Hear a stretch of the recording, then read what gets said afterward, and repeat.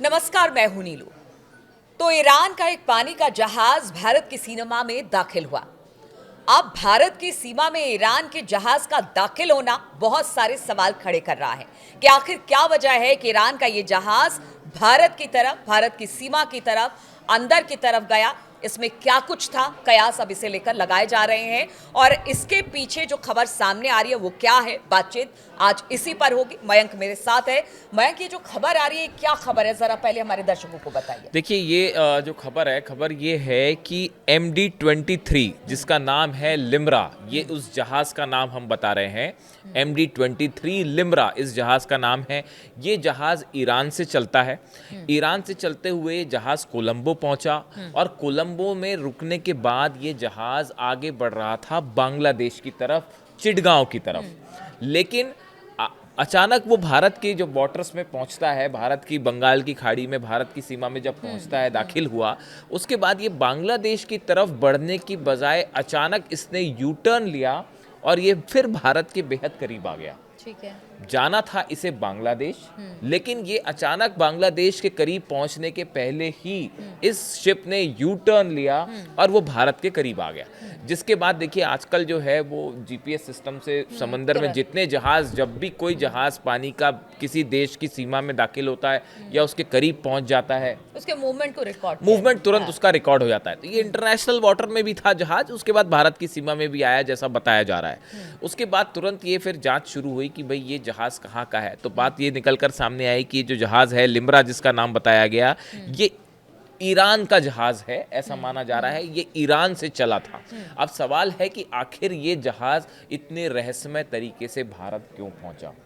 देखिए ये खबर इसलिए भी बड़ी महत्वपूर्ण है कि हाल ही में अमेरिका ने 6 भारत की कंपनीज पर एक्शन लिया था जो कि ईरान के साथ तेल का व्यापार कर रही थी, ईरान के साथ एलपीजी का व्यापार कर रही थी, जो बात ट्रंप को मंजूर नहीं है, नागवार गुजर रही थी अमेरिका को। और भारत की 6 कंपनीज के ऊपर बैन लगाया अमेरिका ने, क्योंकि वो ईरान से व्यापार कर रही थी। इसी बीच ईरान की तरफ से बयान आया, जब जिस तरह से ऑयल को लेकर विवाद हुआ, रूस के साथ, रूस का से तेल खरीदने को लेकर अमेरिका ने भारत से आपत्ति जताई थी, जिस तरह का विवाद हुआ, उसके बाद ईरान ने भारत को ऑफर किया था कि भाई आपको जितना क्रूड ऑयल चाहिए हम आपको देने के लिए तैयार हैं और बहुत सस्ते में देने को तैयार हैं। जिसके बाद अमेरिका के कान और खड़े हो गए थे, बाकी देशों के भी, कि कहीं भारत और ईरान के बीच व्यापार शुरू ना हो जाए तेल का। इस तरह की तमाम खबरें सोशल मीडिया पे छाई रही।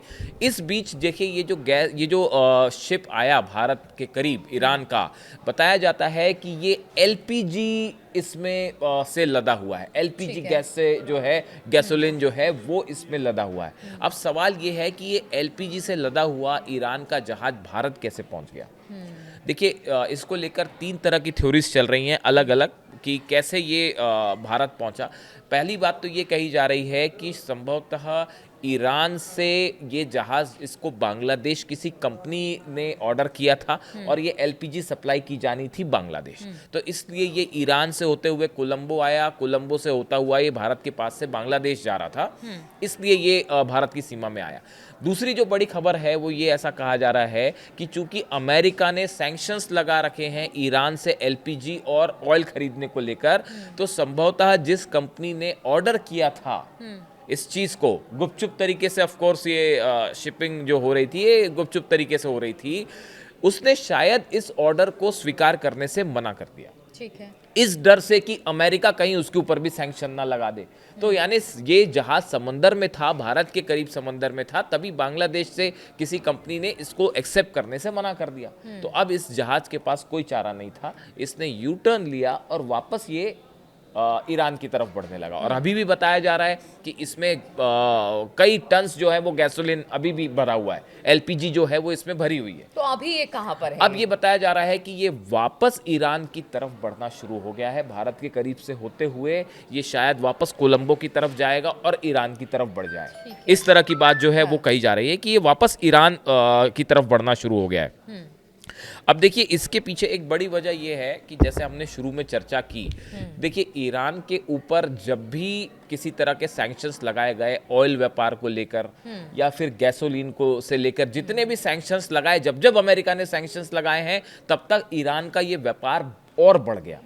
देखिए देखिए जैसे पीछे भी खबर आई थी कि जो ईरान है आज इतने सैंक्शन के बावजूद भी डटा हुआ है, वो विकास के रास्ते पर आगे बढ़ा है इसी तरह से, क्योंकि उसने भारत हो, बांग्लादेश हो, इनके माध्यम से पूरी दुनिया में व्यापार किया है, मतलब इनको माध्यम बना के। इसीलिए जब जहाज अंदर घुसा तो शायद मुझे लगता है इसी वजह से चिंता ज्यादा, हाँ, वो चर्चा का मुद्दा बन हाँ। गया। वो देखिए, मतलब वो खबर बन गई। अब हाँ। देखिए, ये अगर हम जून 2025 के आंकड़े देखें तो फुजैरा, मैं आपको उन पोर्ट्स के नाम बताता हूं जहां से ईरान जो है वो अपना ऑयल व्यापार कर रहा है। अमेरिका लाख सैंक्शंस लगा दे उसके बाद भी। फुजैरा है, जेबेल अली है, झोशान है, ताइकोंग है, किंगदाओ और चांगजो। ये वो बड़े पोर्ट्स हैं जो यूएई का पोर्ट है, इसमें सिंगापुर का पोर्ट है, मलेशिया का पोर्ट है। इन सब पोर्ट से 6 बड़े बंदरगाह हैं जहां से ईरान जो है इंपोर्ट एक्सपोर्ट कर रहा है।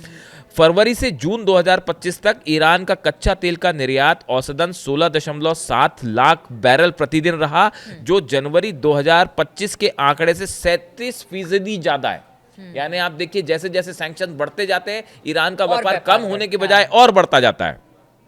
हाल के महीनों में ईरान ने कुछ 50 मिलियन बैरल तेल, लगभग 1.7 MPPD का निर्यात किया, जिसमें 88% कच्चा तेल, 10% ईंधन तेल और 2% कंडेंसर जो होते हैं वो उसमें शामिल थे। यानी आप देखिए, ये व्यापार जो है तेजी से बढ़ता जा रहा है। इसके साथ इसमें 52% से ज्यादा निर्यात चीन को और 6% संयुक्त अरब अमीरात को हुआ है। यानी सबसे बड़ा बायर अगर ईरान के ऑयल का कोई है तो वो है चाइना। 2023 में ईरान द्वारा निर्यात किए गए तेल का 90% हिस्सा चीन के पास गया था। ये इस तरह की उस समय की बात कही जा रही थी। और ईरान के तेल के निर्यात में 2023 में $35 अरब से ज्यादा की आय हुई। यानी आप देखिए, कहने का मतलब ये है कि आप ईरान पर जितने सैंक्शंस लगाएंगे, उसका ईरान का ऑयल का व्यापार उतना ही ज्यादा बढ़ता है। और इसीलिए ये जो नए रास्ते बनाए जाते हैं, चीन और ईरान को समुद्र में खुफिया रास्ते देने वाले देशों में सिंगापुर, इंडोनेशिया, मलेशिया, मालदीव शामिल है। ईरान और चीन के व्यापारिक जहाज मालदीव होते हुए पूर्व की ओर बढ़ते हैं और इंडोनेशिया के सुमात्रा और जोहोर जो स्ट्रेट्स हैं होते हुए सिंगापुर के बाद आसानी से दक्षिण चीन सागर पहुंच जाते हैं। और चाइनीज मतलब कंपनी, साउथ एशिया का पूरा इलाका, देखिए ये रूट होता है बेसिकली कि जहां से ये ईरान जो है, आप सैंक्शंस लगा देते हैं तो होता ही है कि जो कंपनीज हैं वो गुपचुप तरीके से व्यापार करना शुरू कर देती हैं। यानी कुल मिला के कहना ये है कि ये सैंक्शंस कभी सफल नहीं हो पाएंगे ईरान के खिलाफ, क्योंकि ईरान का तेल का कारोबार हमेशा से चलता रहा है, गैस का व्यापार चलता रहा है। और इसकी बड़ी वजह है, ईरान इंटरनेशनल प्राइस के मुकाबले 20 से 25% कम पे आपको ऑयल सप्लाई करता है। आप यूएई कितनी दोस्ती कर ले अमेरिका से, सऊदी कितनी दोस्ती कर ले अमेरिका से, लेकिन जब तेल की बात होती है तो बहुत सारी चीजें ऐसी होती हैं जो ना रडार पकड़ पा रहा है, ना जीपीएस पकड़ पा रहा है, और ना ही आप उसको रोक पा रहे हो। हाँ। जब 25% सस्ता तेल अगर ईरान देने को तैयार है, कोई भी देश लेगा, कोई नहीं खरीदे, कोई ना खरीदे, क्यों नहीं खरीदेंगे? तो इसीलिए ये बड़ा मुश्किल है अमेरिका के लिए, यूरोप के लिए ईरान पर बैन लगाना। और ये जो जहाज भारत के करीब पहुंचा और जिसकी बात हो रही है कि जो जाना चाह रहा था बांग्लादेश और लौट के वो भारत के करीब आ गया और भारत की सीमा में दाखिल हुआ, ये गैसोलीन इसमें लदा हुआ था और ये ईरान से आ रहा। तो देखिए, चिंता करने वाली कोई बात नहीं है। अगर अमेरिका चिंतित हो गया होगा या कोई और की सैंक्शन लगाने के बावजूद भी ईरान का एक जहाज भारत कैसे पहुंचा, तो ऐसा नहीं था। बांग्लादेश की तरफ वो जा रहा था और फिर उसके बाद भारत की तरफ वो मुड़ा और वापस, कहा यह जा रहा है जिस तरह से मयंक ने बताया कि ईरान की तरफ वो वापस लौट जाएगा। लेकिन बात यही कि इतने सैंक्शन के बाद भी ईरान लगातार व्यापार कर रहा है। और जब भारत में ये जहाज पहुंचा तो एक बार फिर से जो बाकी देश हैं जो लगातार सैंक्शन लगाते रहे हैं ईरान पर, उनके कान खड़े हो गए कि आखिर एक जो जहाज था वो कैसे भारत पहुंच गया। चलिए, इस चर्चा में जुड़ने के लिए आप सभी का बहुत बहुत शुक्रिया। आगे भी इसी तरह के टॉपिक्स लेकर मैं और मयंक आपके सामने आते रहेंगे।